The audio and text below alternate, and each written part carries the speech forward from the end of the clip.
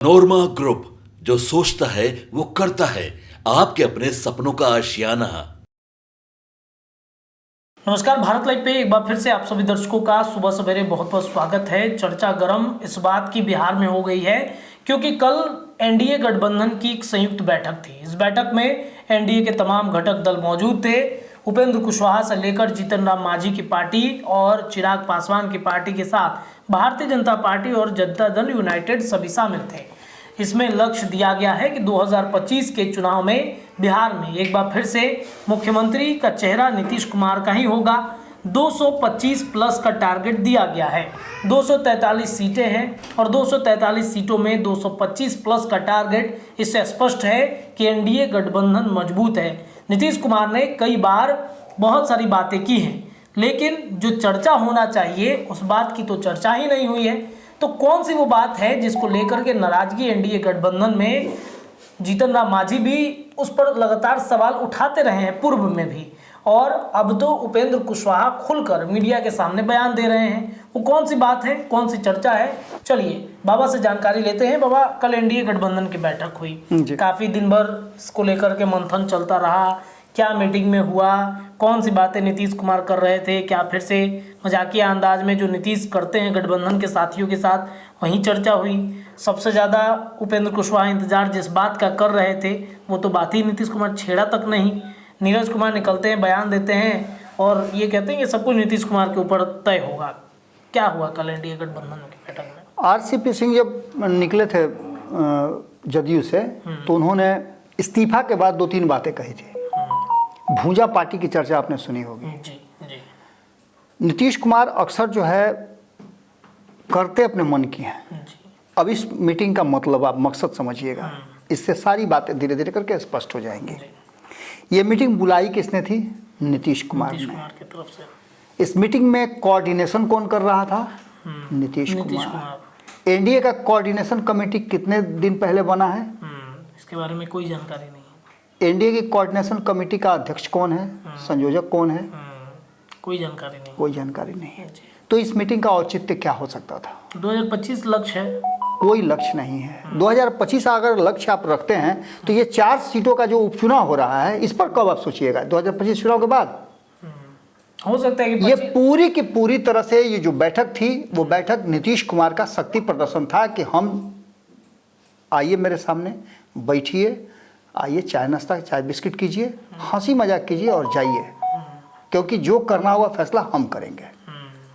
अगर आप इधर उधर कर रहे हैं, चूंकि बातें आप समझिएगा, मोबाइल रखवा लिया गया, सब कुछ कर लिया गया, किसी तरह की कोई तस्वीर नहीं आई, लेकिन जो लोग बाहर निकले, इंसान भी एक कैमरा है, एक माइक है, एक हॉर्न है, जो तस्वीरें भी खींचता है और बोलता भी है, सुनता भी है, दोनों काम करता है। हाँ, वो भी पकड़। कई लोगों ने जब बाहर निकले तो आपने जो बातें पूछी, एक भी व्यक्ति ऐसा स्पष्ट नहीं बोल पाया। पहली बात, इसमें 3-4 बातें हैं जो मैं बताऊंगा। कोई भी ऐसा नहीं बोल पाया कॉन्फिडेंस के साथ, जाने से पहले भी और आने के बाद भी, कि मीटिंग किस लिए बुलाई गई है और मीटिंग में क्या हुआ। हर किसी का अपना एजेंडा था, हर कोई अपने हिसाब से बोल रहा था। इसके पीछे का कारण क्या था?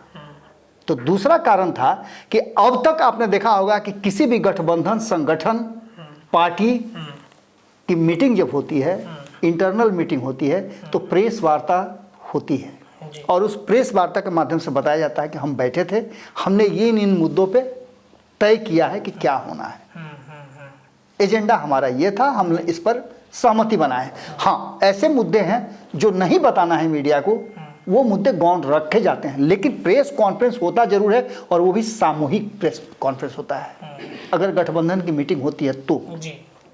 इसका भी सर्वथा अभाव था। कौन बोलता? नीतीश कुमार को तो बोलने पर पाबंदी लगा दी गई है, तो बोलता कौन? एक सवाल यहाँ खड़ा होता है। इन सभी सवालों के जवाब में अगर उपेंद्र कुशवाहा उस मीटिंग में बैठे हुए हैं और उनको आगे की रॉ की लास्ट सीट दी गई है, तो सम्मान तो दिया गया, इसमें कोई दो राय नहीं है, लेकिन सम्मान तो उनको दिया गया था 2024 के चुनाव में भी। 1 सीट दी गई थी, बेचारे खोज रहे थे 3 सीट, मिला 1 सीट, और वो भी 1 सीट दे करके और छीन लिया गया। मदद नहीं की गई उनको। इसके अलावे अभी आप देखिए कि भारतीय जनता पार्टी जहां जहां चुनाव लड़ रही है वहां की स्थिति भी आप देखिएगा तो बिल्कुल इसी तरह की है। और नीतीश कुमार को पिछले कुछ दिनों में, चाहे वो आप देखिए गिरिराज सिंह के माध्यम से हो या फिर जिस तरह से अररिया के सांसद प्रदीप सिंह अपनी बात रख के इन सब के माध्यम से हो, ये सभी बातें इस बात की तरफ इशारा कर रही थी कि नीतीश कुमार को राजनीतिक रूप से ह्यूमिलिएट किया जा रहा है। भारतीय जनता पार्टी उनके साथ तो चल रही है लेकिन पूरे मन से नहीं है। भारतीय जनता पार्टी एक्ट तो कर रही है लेकिन नीतीश वाले एंगल पे एक्ट नहीं कर रही है। इसके पीछे का कारण क्या है? जिस बात का डर उपेंद्र कुशवाहा को है, और उपेंद्र कुशवाहा बार बार इस चुनाव को हारने के बाद कह रहे हैं, जो लोकसभा के चुनाव हारे उसके बाद मैंने कहा था कि जब वो राज्यसभा का सदस्यता ग्रहण कर लेंगे, शपथ ले लेंगे सदस्यता का, उसके बाद से उनकी आवाज़ खुलेगी और वो बहुत कुछ बोलेंगे। उन्होंने बोलना शुरू भी कर दिया। सबसे पहले जब वो शपथ ग्रहण करके जब पटना आए तो उन्होंने कहा था कि 2024 में जो गलतियां हुई वो गलती हमें आगे नहीं दोहरानी है। ये एक बात। दूसरी बात कि दो लोगों को इस मीटिंग से क्या मतलब था। दो लोग इस मीटिंग में शामिल नहीं हुए जो आधिकारिक रूप से साथ में हैं। मतलब उनके पार्टी के नेता उसमें शामिल हुए हैं। ठीक है, पार्टी के नेता शामिल हुए। जब आप नीतीश कुमार राष्ट्रीय अध्यक्ष शामिल हो रहे हैं, उपेंद्र कुशवाहा राष्ट्रीय अध्यक्ष शामिल हो रहे हैं, हिंदुस्तानी अवाम पार्टी के राष्ट्रीय अध्यक्ष शामिल हो रहे हैं, भारतीय जनता पार्टी के जो प्रदेश अध्यक्ष दोनों हैं और प्रभारी तीनों शामिल हो रहे हैं, तो निश्चित रूप से कहीं ना कहीं एक प्रतिनिधि को होना चाहिए था। लेकिन खैर वो कोई बहुत बड़ी बात नहीं है, न तो वो समस्या का कोई कारण है। मीटिंग में होता है, बहुत सारे लोगों को बहुत सारा काम होता है, मंत्री हैं तो प्लान है तो ठिकाने, तो हो सकता है कि उनकी ज़रूरत होगी या उनको समय नहीं होगा। ये मीटिंग अचानक से नीतीश कुमार ने बुलाई है इसलिए ऐसा नहीं होगा। लेकिन इस मीटिंग का कारण होना चाहिए, इस मीटिंग को बुलाने का उद्देश्य होना चाहिए था इन 4 सीटों को के चुनाव को हम कैसे लड़ेंगे। लेकिन यहाँ तो 225 का टारगेट सेट किया जा रहा है। इससे आपको नहीं लग रहा है कि बिस्किट और चाय खिला करके नीतीश कुमार ने हंसी मजाक किया? भीतर से तो बहुत सारी खबरें आ रही हैं कि नीतीश कुमार ने अपने ही एक करीबी को जो उनके पीछे बैठे हुए थे इशारों में कहा कि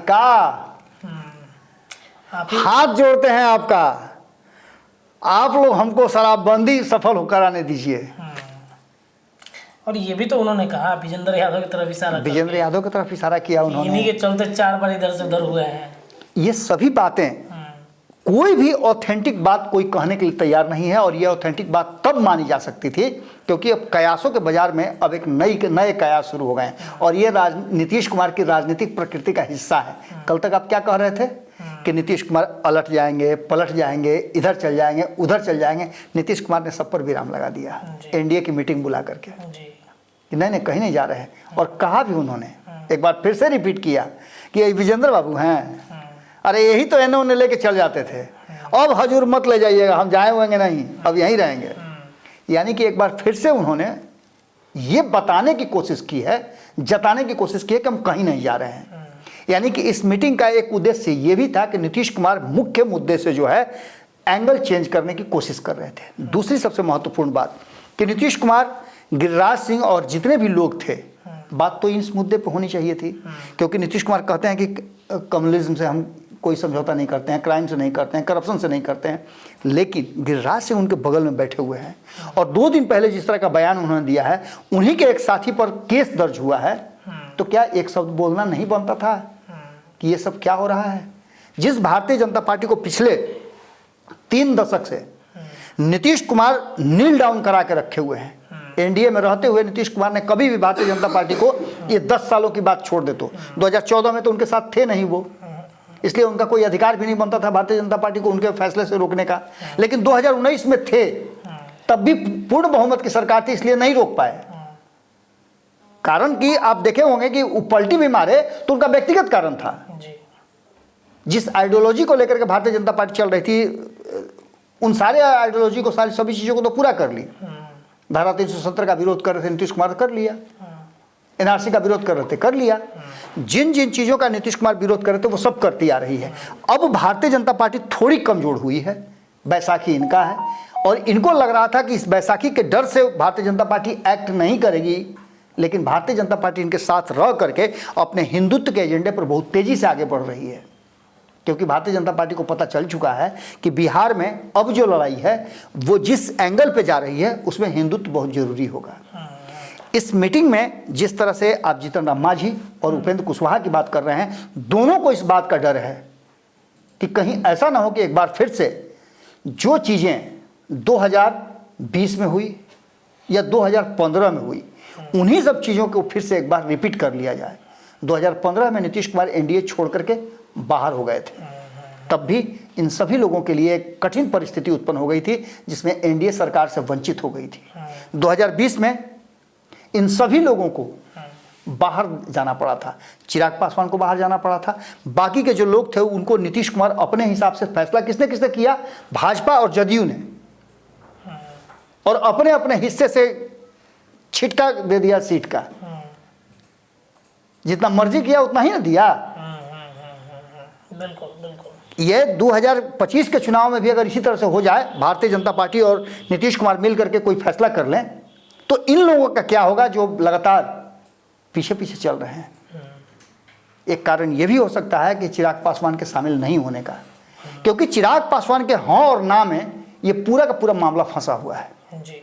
अगर चिराग पासवान नीतीश कुमार के साथ हैं तो नीतीश कुमार को बड़ा फैसला लेने में कोई दिक्कत नहीं होगी, लेकिन यदि नीतीश कुमार के साथ वो नहीं है तो वो सीधे नरेंद्र मोदी को कोट करेंगे और नरेंद्र मोदी को रिपोर्ट भी करेंगे कि हम वहाँ नहीं यहाँ हैं। ये सभी बातें उपेंद्र कुशवाहा की चिंता है और जीतन राम मांझी की चिंता है। उपेंद्र कुशवाहा के लोगों को में ये अभी भी डर लग रहा है कि हम सोचे थे कि 3 सीट मिलेगा, 1 सीट पर हमको निपटा दिया गया, वो भी हार गए हम। अब आगे विधानसभा चुनाव में जो लोग झोला लेकर के उनके पीछे पीछे घूम रहे हैं, अपना तेल खर्चा कर रहे हैं, अपना घर का पैसा खर्चा कर रहे हैं, अपना समय बर्बाद कर रहे हैं, परिवार व्यवसाय सब छोड़ के आ रहे हैं, उन लोगों को क्या मिलेगा?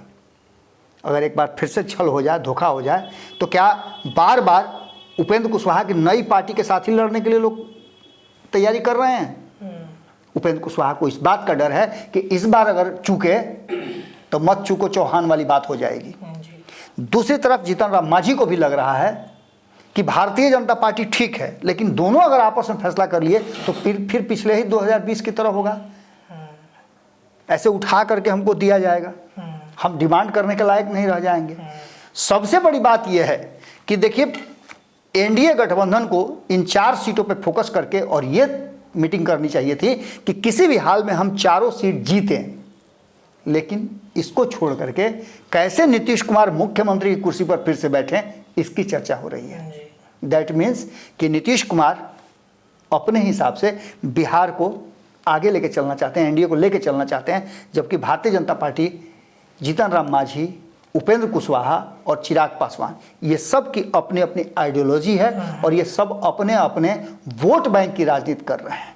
अच्छा भी है, चूँकि इसका फ़ायदा अल्टीमेटली तो एनडीए को ही मिलेगा, लेकिन सबसे बड़ा जो पेंच है वो सीट शेयरिंग का है और इसी सीट शेयरिंग के फॉर्मूले को लेकर के ये दोनों डरे हुए हैं। इसलिए आपने देखा कि जीतन राम मांझी की तरफ से हो या फिर उपेंद्र कुशवाहा की तरफ से हो, बयान जिस तरह के आए हैं, क्योंकि चिराग पासवान को दिक्कत नहीं है। चिराग पासवान को पता है कि हम 5 सीट जीत करके आए हैं तो मेरे साथ धोखा होने की बातें नहीं है, धोखा होगा भी तो वो तैयार हैं, उनके लिए रास्ता खुला है। क्योंकि नीतीश कुमार के बाद यदि कोई महत्वपूर्ण है बिहार में तो चिराग पासवान है, इसमें कोई दो राय नहीं। और इस वजह से मुझे लगता है कि उपेंद्र कुशवाहा जाते समय भी कोऑर्डिनेशन कमेटी की चर्चा कर रहे थे और जब निकले तो इस बात पर प्रश्न का जवाब नीरज कुमार से लिया गया तो उन्होंने कुछ बोला ही नहीं। उन्होंने कहा कि सब नीतीश कुमार तय करते हैं। ये कोऑर्डिनेशन कमेटी वाला जो मामला है ना, आप देखिए, सबसे बड़ी बात यह है कि नीतीश कुमार भी कोऑर्डिनेशन कमेटी पर ज़्यादा दबाव नहीं डाल सकते हैं, क्योंकि जब जीतन राम मांझी बिहार की सरकार में रहते हुए कोऑर्डिनेशन कमेटी की मांग किए थे तो उनको पार्टी अपने में विलय कराने की बात कह दिए थे। तो आज ये जीतन राम मांझी को भी पता है कि वो कोऑर्डिनेशन कमेटी की बात करेंगे तो नीतीश कुमार क्या जवाब देंगे, और नीतीश कुमार भारतीय जनता पार्टी के सामने मुंह खोल के बोल नहीं सकते हैं, क्योंकि उन्होंने पहले ही कोऑर्डिनेशन कमेटी बनाने से अपने आप को दूर रखा था। तो ऐसी स्थिति में आप समझ लीजिए कि इन लोगों को पता है कि कोऑर्डिनेशन कमेटी बढ़ेगी तो खुल करके बोलने का मौका मिलेगा, लेकिन भाजपा और नीतीश कुमार बैठ करके कोई फैसला कर लेंगे तो वो फैसला थोपा जाएगा और इस थोपे हुए फैसले के लिए कोई भी तैयार नहीं है। तो मतलब इसी बात को लेकर के चर्चा गर्म है। बिल्कुल बिल्कुल। चलिए देखिए, तो ये जो एनडीए गठबंधन की कल की बैठक हुई है, इस बैठक में जो कोऑर्डिनेशन कमेटी की बात उठ रही है, चर्चा उठ रही है, ये कहीं ना कहीं मामला यहीं पर आकर फंस रहा है। फिलहाल इस खबर के लिए इतना है, लेकिन आज लगातार आपको सुबह से भारत लाइव पर खबरें मिलती रहेंगी। बहुत बहुत धन्यवाद। आपके सपनों को हमने सजाया है, ई होम्स पैनोरामा को हमने बनाया है। ई होम्स मेरा एक सपना था जिसपे मैं पिछले 4 साल से काम कर रहा था। हमने जो बनाया है वो सबने है माना। ई होम्स पैनोरामा में हो आपका भी आशियाना। और फाइनली हमने 2021 में इस प्रोजेक्ट को लॉन्च किया। बहुत लोग अप्रिशिएट कर रहे हैं कि पूर्णिया जैसे शहर में, बिहार के, एक तो बिहार की बात करें उसमें भी पूर्णिया जैसे छोटे जगह में इस तरह का लाइफस्टाइल देना, ये सुन के हम लोगों को बहुत अच्छा लगता है। ई होम्स में हमने कुछ और भी किया है, जैसे हम जिस जगह में रह रहे हैं हमारे फैमिली सिक्योर हो, उनको सिक्योरिटी का ध्यान में रखा है। आपकी सुविधा और सुरक्षा आपके लिए खास है, ये आपका विश्वास है। इसमें आर्टिफिशियल इंटेलिजेंस का 7 लेयर सिक्योरिटी का हमने इस्तेमाल किया है। लस ग्रीन कैंपस को बनाया है। यदि हमारा बाउंड्री वाल है तो वो वर्टिकल गार्डन है। ये जितनी भी फैसिलिटी होता है एक इंटरनेशनल टाउनशिप में, ई होम्स है, ये हम लोग विश्वास नहीं कर पा रहे हैं। जो भी हमारे मित्र दोस्त या जो भी हमारे बाहर के बाहर आते हैं तो हम लोगों को बहुत अच्छा सुनने को मिलता है और बहुत अच्छा क्रेडिट मिल रहा है। वो सारा हमने सिर्फ एक बिल्डिंग नहीं बनाया, हमने एक बहुत अच्छा लाइफस्टाइल दिया ई होम्स में, और मेरा एक सपना था जिसको मैं आज फुलफिल होते हुए देख पा रहा हूँ। ये आपका आवास है। ई होम्स पैनोरामा में अब आपका निवास है। E Homes Panorama, luxurious lifestyle redefined. Panorama Group, जो सोचता है वो करता है। अगर ये वीडियो पसंद आई और वह बिहार के राजनीति और बिहारियत से सरोकार रखेनी तो सब्सक्राइब बटन दबा के चैनल के सब्सक्राइब कर ली। ओजे एगो घंटी बा, ओकरा बटन दबा देला से कुल सटीक और मारक खबर रुआ मुफ्त में मिल जाई। अगर रुआ पत्रकारिता के हमनी के नया प्रयोग में सहयोग कर चाहतानी तो ज्वाइन बटन दबा दी। पेटीएम नंबर नोट कर ली 9386816700। धन्यवाद।